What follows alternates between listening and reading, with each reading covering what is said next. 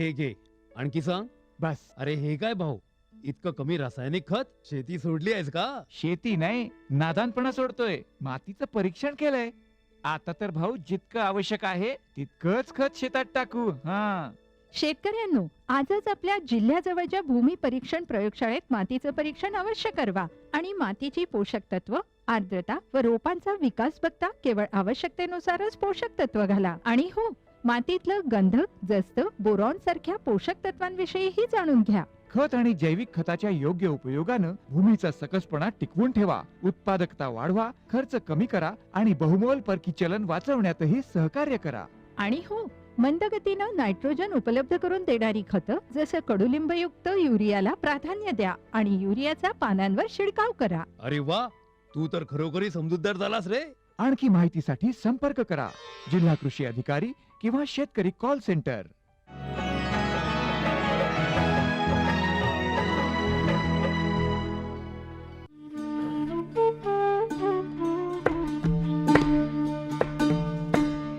उत्तम शेती करण्यासाठी सुपीक जमीन जेवढी आवश्यक असते तेवढंच आवश्यक असतं ते पाणी.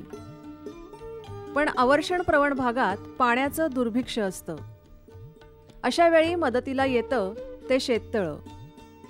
शेतीला पाणी देण्यासाठी शेततळी बांधण्याची कल्पना आता महाराष्ट्रात चांगली रुजली आहे. एवढंच नव्हे तर शेततळ्यांचं महत्त्व ओळखून राज्य सरकारनं शेततळी अनुदान योजना आखली आहे. ठराविक निकषांच्या आधारे शेतकऱ्यांना हे अनुदान दिलं जातं. सोलापूर जिल्ह्यासारख्या अवर्षण प्रवण भागात शेततळी बांधल्यानं मुरमाड जमीनही ओलिताखाली आली आहे. तर आमच्या तालुक्यामध्ये सन 11-12 साधारणतः 120 शेततळी राष्ट्रीय कृषी विकास योजना आणि MRGS या योजनेअंतर्गत पूर्ण झालेले आहेत. तर हे शेततळं राष्ट्रीय कृषी विकास योजनेतून घेतलेलं आहे आणि शेततळ्याचा उपयोग हा संरक्षित पाणी देण्यासाठी शेतकऱ्यांना होतो. सोलापूर जिल्हा हा अवर्षण प्रवण क्षेत्रामध्ये येतो. साधारणतः सोलापूर जिल्ह्याचं सर्वसाधारण पर्जन्यमान 500 मिलीमीटर आहे आणि शेततळ्याची सोलापूर जिल्ह्यासाठी अतिशय आवश्यकता आहे. शेततळ्याचे एक 3-4 मॉडेल आहेत. 30 by 30 by 3 metre, 20 by 20 by 3 metre, 15 by 15 by 3 metre. तर यावर्षी आपण 60,000 गावे या योजनेतून 60,000 कडधान्य गावे या योजनेतून 30 शेततळी प्रस्तावित केलेले आहेत आणि याचा उपयोग शेतकऱ्यांना संरक्षित पाणी देण्यासाठी उपयोग होतो. शेततळ्यामध्ये खालच्या बाजूला सिल्फोलिनचं अस्तर अंथरलं जातं. त्यामुळे पाणी साठून राहतं. तळं पूर्ण भरलं की त्यावर तेलाचा जाड थर टाकला जातो. त्यामुळे पाणी वाहून जात नाही. काही शेतकऱ्यांच्यामध्ये प्लास्टिक शीट अंतरून त्याच्यामध्ये पाणी साठवलेलं आहे. आत्ता जे आपण आलेलो आहे ते वडापूर म्हणून गाव आहे, तालुका दक्षिण सोलापूर आहे आणि त्याच्यामध्ये पद्मिनी लक्ष्मण वागचौरे यांनी 30 बाय 30 बाय 3 मीटर हे या आकाराचं शेततळं घेतलेलं आहे. यापूर्वी त्यांनी केळीचं एक 60,000 रुपयाचं उत्पन्न घेतलेलं आहे आणि हे दुसरं पीक घेतलेलं आहे केळीचं. त्याच्यामध्ये 2 एकर क्षेत्रावर लागवड केलेली आहे आणि याचा उपयोग पाण्याचा उपयोग केळीसाठी त्यांना होत आहे. आणि यापूर्वी ही जमीन होती ती पडीक होती. त्यांनी त्या तळ्यातील गाळाची माती काढून त्या मुरमाड जमिनीवर त्यांनी गाळ भरलेला आहे आणि जमीन सुपीक झालेली आहे. यामध्ये आपण 3 प्रकारची शेततळी घेतो. त्याच्यामध्ये 30 बाय 30 बाय 3 मीटर याला 82,240 रुपये अनुदान आहे. त्यानंतर 20 बाय 20 मीटर जे आहे त्याला 32,000 रुपये अनुदान आहे. सोलापूर जिल्ह्यातल्या वडापूर गावातल्या मंगेश वागचौरे या शेतकऱ्यानं शेततळं बांधून पडीक जमिनीवर केळीची लागवड केली आहे. त्यासाठी त्यांनी शासनाचं अनुदान घेतलं. म्हणजे पडीक जमीन होती. त्या जमिनीत काटेरी बाबळे वगैरे सगळे झाडं होती. अशा परिस्थितीत इथं कृषी पंचायत समिती दक्षिण सोलापूर कृषी विभागाकडून शेततळं मंजूर करून घेतल्यानंतर इथली शेततळ्याला भरपूर पाणी लागलं आणि त्या पाण्याच्या उपशामुळे आमची जमीन ओलिताखाली आली आणि त्याच्यातून जे गाळ निघाला होता त्यामध्ये जवळजवळ 3 एकर जमीन ही सगळे गाळ काळी माती टाकून म्हणजे सुपीक झाली आणि त्याच ह्याच्यातून सुरुवातीला आम्ही वांग्याची लागवड केली.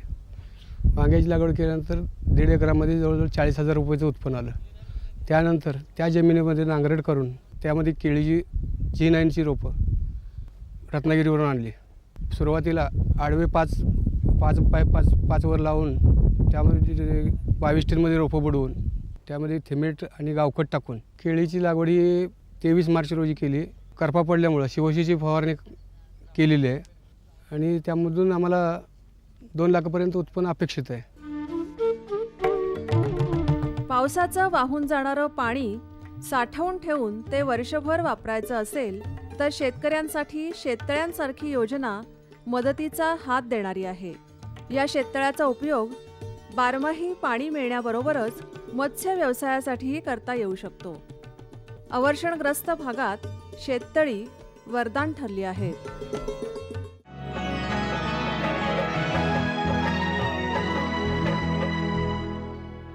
राहुरीचे साधू बाबा होते मोठे प्रतापी. सर्व म्हणायचे बाबा नशीब बदलता तुम्ही. ते शेती करायच्या अशा गोष्टी सांगायचे ज्यामुळे पिकांचे ढीग लागायचे. पण एक दिवस साधू बाबांचं फुटलं गुपित. किसान कॉल सेंटर कडून समजत होती उन्नत शेतीची सर्व बात. शेतीशी संबंधित काहीही समस्या असेल तर किसान कॉल सेंटरच्या शेती तज्ञांचा मोफत सल्ला घ्या. त्वरित त्याच वेळी आपल्याच भाषेत बोलून शेतीवाडीशी संबंधित कोणताही सल्ला किंवा प्रश्नासाठी मोफत नंबर मिळवा 1800-180-1551.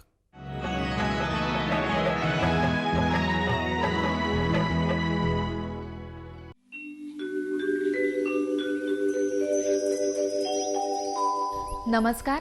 आजच्या कृषी दर्शन कार्यक्रमामध्ये आपणा सगळ्यांचं मनपूर्वक स्वागत. प्रेक्षक हो, आजकाल आपण बघतोय की जगाचं हवामान बदललेलं आहे. अवकाळी पाऊस, मध्येच गारपीट, उष्णतामान वाढतंय आणि या सगळ्याचा परिणाम अर्थातच आपल्या शेतीवर होतोय. आपल्या पिकांचं नुकसान होतंय आणि यामुळे शेतकरीही हवालदिल झालेत. पण मग शेतकऱ्यांचं आर्थिक संरक्षण करण्यासाठी सरकारने काही योजना आणलेल्या आहेत. त्यातलीच एक महत्त्वाची योजना म्हणजे पीक विमा योजना. उत्सुकता वाढली ना? चला तर मग आज आपण आजच्या भागामध्ये याच विषयी अधिक जाणून घेणार आहोत. आज आपल्यासोबत आहेत पुणे विभागाचे अधीक्षक कृषी अधिकारी विनय कुमार आवटेजी. चला तर मग आपण त्यांच्याशी बातचीत करूया आणि या योजनेविषयी अधिक जाणून घेऊया. नमस्कार सर. नमस्कार. आजच्या कार्यक्रमामध्ये आपलं मनपूर्वक स्वागत. ही पीक विमा योजना सरकारने जी सुरू केली आहे तर ती केव्हा सुरू केली आणि त्याचा मुख्य उद्देश काय? जागतिक हवामान बदलाच्या पार्श्वभूमीवर आपण बघतोच आहे की आपलं महाराष्ट्र राज्य जे आहे ते जवळपास 83% कोरडवाहू राज्य आहे. म्हणजेच ह्या कोरडवाहू क्षेत्रातील पिकांचं जे काही उत्पादन आहे ते संपूर्णपणे पर्जन्यमानावर अवलंबून आहे. जागतिक हवामान बदलाचे जे काही विविध घटक आहेत त्याच्यामध्ये पर्जन्यमानामधली जी काही बदल आहे तो फार अत्यंत महत्त्वाचा आहे. त्याचबरोबर तापमानामध्ये जो बदल आहे तोही अत्यंत महत्त्वाचा आहे. आणि अशा तापमान बदलामुळे शेती पिकांचं मोठ्या प्रमाणात नुकसान होतं. अशा परिस्थितीमध्ये शेतकऱ्यांचं आर्थिक संरक्षण व्हावं या हेतूने शासनाने जवळपास 3 प्रकारच्या पीक विमा योजना ह्या राज्यात राबवलं सुरू केलेलं आहे.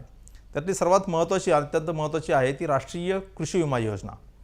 आणि ही जी कृषी विमा योजना आहे ती खरीप आणि रब्बी हंगामातील विविध तृणधान्य, कडधान्य आणि तेलबिया, ऊस, कापूस यासारख्या पिकांकरता राबवण्यात येते. खरीप हंगामामध्ये जवळपास 18 पिकांकरता हे राबवण्यात येते. तर रब्बी हंगामामध्ये देखील ही जी काही तृणधान्य, कडधान्य पिकं आहेत याकरता ती राबवण्यात येते. या व्यतिरिक्त जी काही फळपिकं आहेत तर अशा फळपिकांकरता हवामान आधारित फळपीक विमा योजना ही देखील आपल्या महाराष्ट्र राज्यामध्ये राबवण्यात येते. ज्याच्यामध्ये मृगबहार आणि आंबिया बहार अशा 2 बहारांमध्ये ही योजना राबवण्यात येते. आणि तिसरं म्हणजे हवामान आधारित पीक विमा योजना.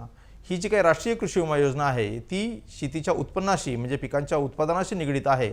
मात्र ही जी काही हवामान आधारित पीक विमा योजना आहे ती हवामान घटकातल्या बदलांशी निगडीत आहे आणि त्याचे हवामानाची जी ट्रिगर ठरले जातात ते ट्रिगर ऑपरेट झाल्यानंतर त्याची नुकसान भरपाई जी आहे ती देण्यात येते. सर्वप्रथम आपण बघताय की ही पीक विमा योजना ही 1982 साली आपल्या राज्यामध्ये पायलट बेसिस सुरू करण्यात आली होती काही ठराविक पिकांकरता ठराविक तालुक्यांमध्ये. त्यानंतर 1985 साली ही खरीप आणि रब्बी हंगामातल्या विविध पिकांकरता ही तालुका घटकावर ही राबवण्यात आली. आणि 1995-96 पासून ही मंडल म्हणजे जे काही रेव्हेन्यूचं सर्कल आहे त्या सर्कल पातळीवर ही योजना राबवण्यात येते. आणि 1999-2000 पासून ज्याच्याविषयी आज आपण चर्चा करणार आहोत ती राष्ट्रीय कृषी विमा योजना ही सन 1999-2000 या हंगामापासून राबवण्यात येते. आणि सध्याची जी ही पीक विमा योजना आहे ती सगळ्याच पिकांना लागू पडते का काही ठराविक पिकांना लागू पडते? खरीप हंगामामध्ये ही जी काही राष्ट्रीय कृषी विमा योजना आहे ही 16 पिकांकरता राबवण्यात येते, ज्यामध्ये तृणधान्य, कडधान्य, तेलबिया या विविध पिकांचा समावेश आहे. याच्यामध्ये भात, कापूस, बाजरी, नाचणी, उडीद, मूग ही सर्व प्रकारची पिकं आहेत. आणि ह्या योजनेमध्ये जी काही भाग घ्यायचा असेल शेतकऱ्यांना तर जवळपास 31 जुलै म्हणजे पीक पेरणीनंतर 1 महिना किंवा 31 जुलै यापैकी जो दिनांक पहिला असेल त्या दिनांकापर्यंत भाग घ्यायचा असतो. दुसरी जी योजना आहे जी हवामान आधारित फळपीक विमा योजना आहे ही आपल्या मृगबहारामध्ये म्हणजे खरीप हंगामामध्ये संत्रा, मोसंबी आणि पेरू ह्या 3 फळपिकांकरता राबवण्यात येत आहे.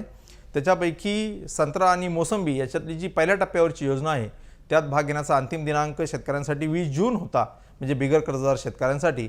मात्र दुसऱ्या टप्प्यातली जी काही मृगबहाराची योजना आहे ती मोसंबी आणि पेरू ह्या फळपिकांकरता असून त्यात भाग घेण्याचा अंतिम दिनांक हा 30 जून आहे. आणि तिसरी जी योजना आहे जी हवामान आधारित पीक विमा योजना आहे ती राज्यातल्या प्रत्येक रेव्हेन्यू डिव्हिजनमधल्या 2 जिल्ह्यांमध्ये म्हणजे राज्यातील एकूण 12 जिल्ह्यांमध्ये ही पथदर्शक स्वरूपात राबवण्यात येते. आणि त्या योजनेमध्ये भाग घेण्याचा जो अंतिम दिनांक आहे तो 30 जून आहे. आणि ह्या योजनेमध्ये एकूण 8 प्रकारची पिकांचा समावेश आहे. मात्र प्रत्येक हवामान विभागनिहाय, प्रत्येक जिल्हानिहाय ही पिकं वेगवेगळी आहेत. आणि कोणत्या प्रकारच्या शेतकऱ्यांना या योजनेमध्ये भाग घेता येतो? या योजनेमध्ये सगळ्या शेतकऱ्यांना भाग घेता येतो. वस्तुतः म्हणजे शेतकरी असण्याचा पुरावाच हा आहे की त्याचा 7/12चा उतारा 8 हा जो काही शेतीचा दाखला आहे तो असावा. त्याच्यानंतर ज्या पिकाकरता त्याला पीक विमा योजना घ्यायची आहे तर त्या पिकाची नोंद त्याच्या 7/12 उतार्यावरती असावी किंवा 8च्या उतार्यावरती असावी. आणि त्या पीक लागवडीचं जे प्रमाणपत्र आहे ते, त्याच्यानंतर 7/12चा उतारा, हे 2 प्रमुख मुख्य बाबी आहेत. आणि ज्या शेतकऱ्याकडे ह्या 2 गोष्टी आहेत तो शेतकरी ह्या पीक विमा योजनेमध्ये भाग घेऊ शकतो. दुसरा भाग याच्यात महत्त्वाचा असा आहे की या पिकांकरता काही रेव्हेन्यू सर्कल्स ही नोटिफाईड केलेली आहे. म्हणजे ज्या रेव्हेन्यू सर्कलमध्ये त्या पिकाखाली मोठ्या प्रमाणात क्षेत्र आहे अशाच महसूल मंडळांमधले नोटिफाईड ही सर्कल्स आहेत. आणि त्या नोटिफाईड सर्कलमध्येच म्हणजे ज्यावेळेस आपल्याला पीक विमा योजनेत भाग घ्यायचा आहे त्यावेळेस आपण याची खात्री करून घ्यायला हवी का त्या पिकाकरता आपण ज्या रेव्हेन्यू सर्कलमध्ये आहे ते सर्कल नोटिफाईड आहे याची खात्री करून घेतल्यानंतर तो शेतकरी या विमा योजनेमध्ये भाग घेऊ शकतो. आणि आमच्या शेतकऱ्यांना नक्कीच ऐकायला आवडेल की याचे अर्ज कुठे मिळतात आणि त्याच्यासाठी त्या अर्जासोबत कोणती कागदपत्र जोडावी लागतात याचं थोडंसं मार्गदर्शन आपण करावं. या संदर्भातली जे काही अर्ज आहेत म्हणजे पीक विमा योजनेत किंवा फळपीक विमा योजनेमध्ये भाग घेण्यासाठी किंवा हवामान आधारित पीक विमा योजनेत ते भाग घेण्यासाठी जे अर्ज आहेत तर ते आपल्या नजीकच्या राष्ट्रीयकृत बँकेमध्ये किंवा जे काही जिल्हा मध्यवर्ती सहकारी बँका आहेत तर त्यांच्या बँकेच्या शाखेमध्ये जे आहे ते अर्ज आपल्याला उपलब्ध आहेत. या ठिकाणी जर अर्ज उपलब्ध जर नसेल तर आपण जे नजीकचे आपल्या संबंधित जे तालुका कृषी अधिकारी आहेत तर त्या कार्यालयाकडे आपण संपर्क साधल्यास तो अर्जाची प्रत आपल्याला उपलब्ध होऊ शकेल. तो अर्ज घ्यायचा आहे, त्याच्यामधल्या संपूर्ण बाबी आपण भरायच्या आहेत. त्याच्यामध्ये आपलं क्षेत्र, पिकाचं नाव, त्याच्याकरता विमा संरक्षित रक्कम, त्याच्यानंतर विमा हप्ता या संपूर्ण बाबी ज्या आहेत त्या त्याच्यात भरायच्या. त्याचबरोबर पीक लागवडीचा जो दाखला आहे तो दाखला आणि आपलं क्षेत्र असलेल्याचं 7/12चा उतारा हे प्रमुख कागदपत्र जे आहे ते घेऊन आपण त्या बँकेमध्ये जो आहे तो अर्ज भरायचा आहे. आणि त्याचबरोबर विम्याच्या हप्त्याची रक्कम देखील आपण बँकेमध्ये भरली की आपला समावेश त्या पीक विमा योजनेमध्ये नक्की होतो. आणि या योजनेमध्ये जाती जमातींसाठी काही खास उपाययोजना आहेत का?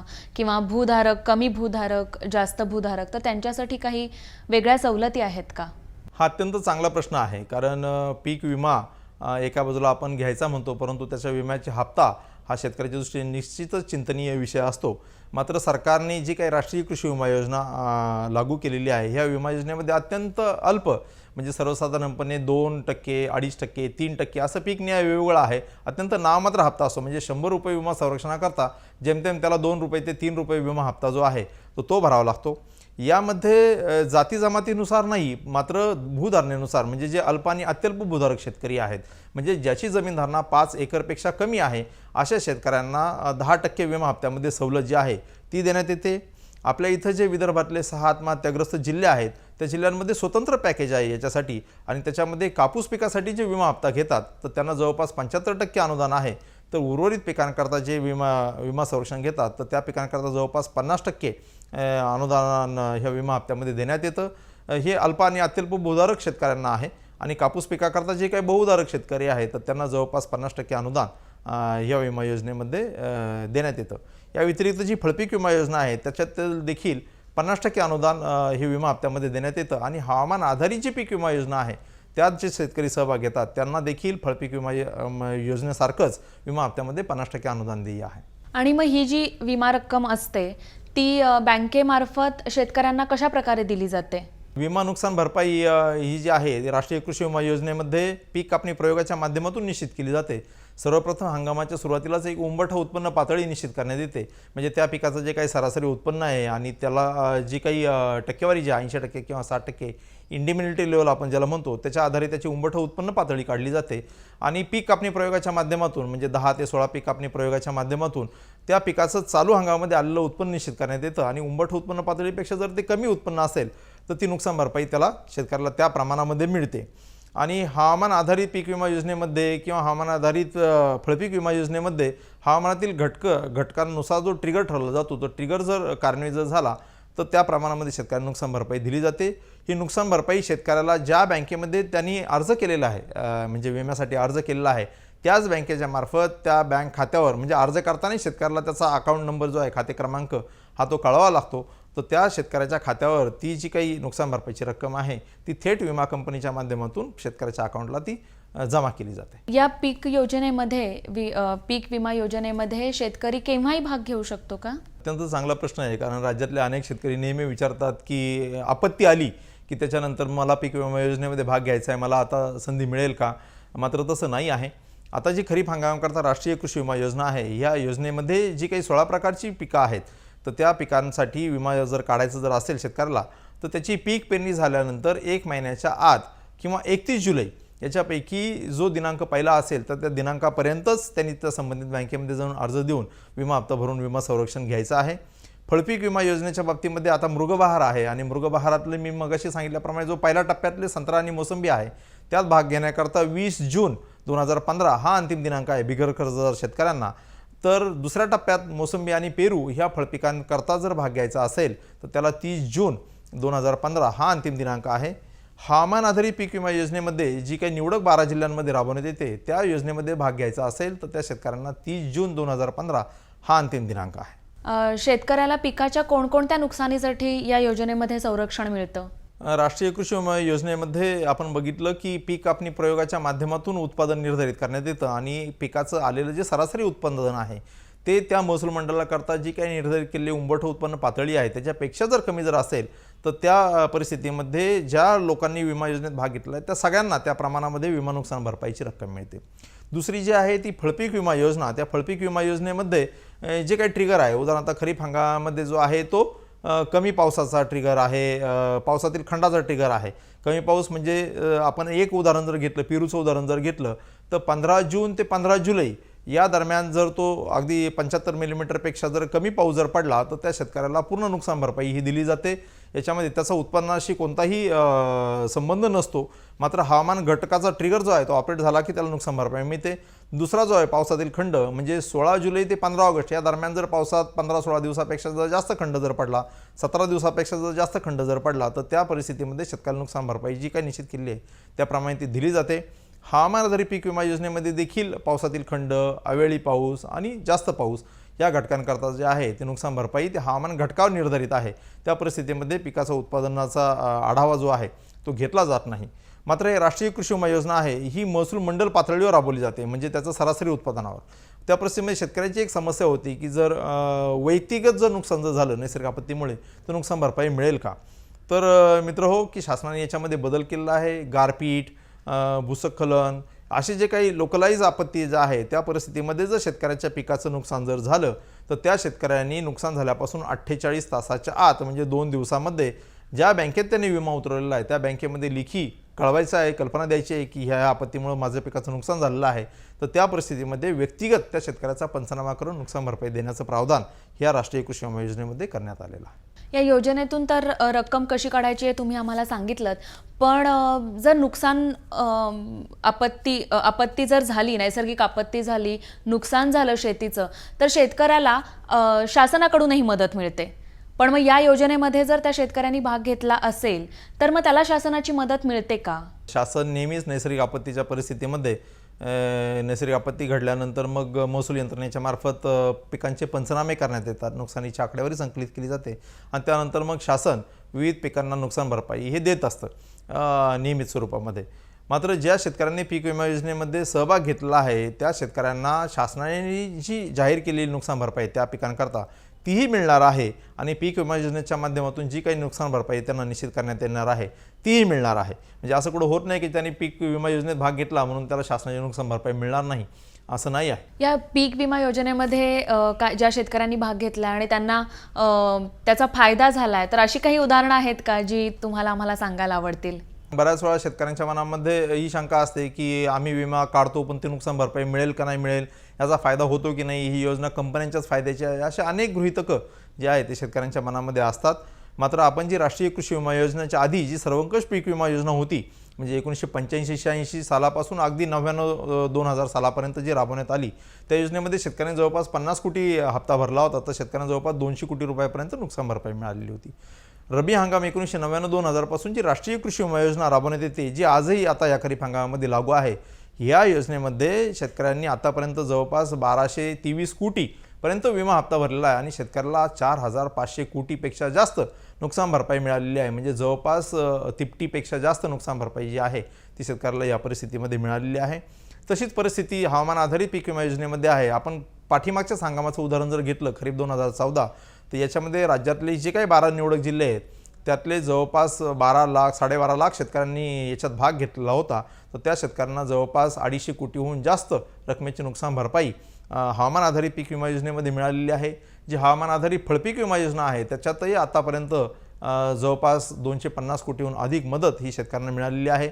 पाठीमागच्या एकाच हंगामामध्ये म्हणजे राष्ट्रीय कृषी विमा योजनेमध्ये खरीप 2014चा जो हंगाम आहे, हे एकाच हंगामामध्ये शेतकऱ्यांना जवळपास 1500 कोटीहून अधिक नुकसान भरपाई हे एकाच हंगामामध्ये मिळालेली आहे. त्याच्यामुळे निश्चितच ही योजना आपत्तीच्या परिस्थितीमध्ये ही शेतकऱ्यांना निश्चितच फायद्याची आहे. तुम्ही आज खरोखरच इतकी सविस्तर आणि छान माहिती आम्हाला सांगितलीत, पण तरी आपल्या शेतकरी बांधवांना जर अजून माहिती त्याबद्दल हवी असेल तर त्यांनी कुठे संपर्क साधावा? कृषी विभागाचे प्रत्येक गावामध्ये कृषी सहाय्यक असतात. त्या कृषी सहाय्यकांच्या माध्यमातून शेतकऱ्यांना ही माहिती जी आहे ती कृषी विभाग देतच असतो. निरनिराळ्या वृत्तपत्राच्या माध्यमातून, मासिकांच्या माध्यमातून, अशा दूरदर्शन कार्यक्रमाच्या माध्यमातून ही माहिती सातत्याने शेतकऱ्यांना देण्यात येते. मात्र नंतरही शेतकऱ्यांच्या मनामध्ये काही शंका असेल किंवा काही त्यांना अडचणी येत असतील तर निश्चितच त्यांनी जी जवळची बँक आहे म्हणजे जिल्हा मध्यवर्ती सहकारी बँक आहे, तर त्या ठिकाणी संपर्क साधावा. त्या ठिकाणी आपली अडचण जर निराकरण झालं नाही तर आपण जे आपले संबंधित तालुका कृषी अधिकारी कार्यालय आहे, मंडल कृषी अधिकारी कार्यालय आहे किंवा आपल्या जिल्ह्याचे जे जिल्हा अधीक्षक कृषी अधिकारी कार्यालय आहे, या कार्यालयाशी आपण संपर्क साधावा आणि जरूर या संदर्भामध्ये माहिती घ्यावी. आवटे साहेब, आज तुम्ही इथे आलात आणि आम्हाला खरोखरच खूप छान मार्गदर्शन केलं. या योजनेबद्दल सगळ्या गोष्टी आम्हाला समजावून सांगितल्या, त्याबद्दल दूरदर्शन केंद्रातर्फे मी तुमची आभारी आहे. प्रेक्षको, आपल्या सगळ्या शेतकरी बांधवांना चांगलंच मार्गदर्शन आज आवटे साहेबांनी दिलेलं आहे. आपण खरोखरच शासनाच्या या योजनेचा नक्कीच फायदा घ्याल असं मी आपल्याला आवाहन करते. धन्यवाद.